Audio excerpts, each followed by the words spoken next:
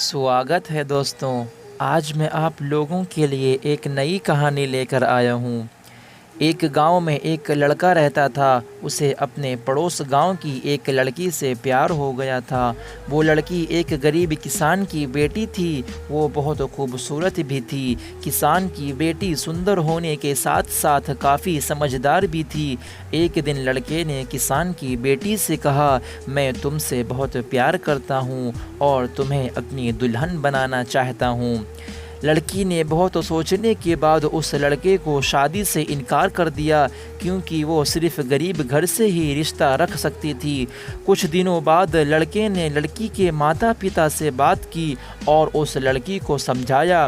काफ़ी समझाने के बाद वो लड़की मान गई और उन दोनों की शादी हो गई। शादी के बाद लड़का उसे बहुत प्यार करता था। शादी के बाद दोनों का वैवाहिक जीवन बहुत अच्छा चल रहा था, लेकिन कुछ महीनों बाद लड़की को चर्म रोग हो गया, जिसके कारण उसकी खूबसूरती ढलने लगी। लड़की को अब यह डर सताने लगा कि उसकी खूबसूरती ढलने के बाद कहीं उसका पति उसे छोड़ न दे। लड़की उस चर्म रोग को ठीक करने का हर संभव प्रयास कर रही थी, लेकिन वो असफल रही। एक दिन वो लड़का किसी काम से दूसरे शहर गया था। लड़का जब वहाँ से वापस आ रहा था, तब उसका रास्ते में एक्सीडेंट हो गया।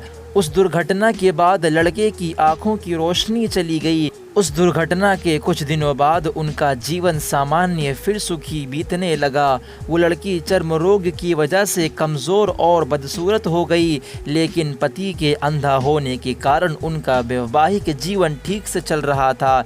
दिखाई ना देने के कारण उसका पति उससे पहले की तरह ही प्यार करता था। कुछ सालों के बाद बीमारी के कारण उस लड़की की मौत हो गई। पत्नी की मौत के बाद वो लड़का अंदर से टूट सा गया।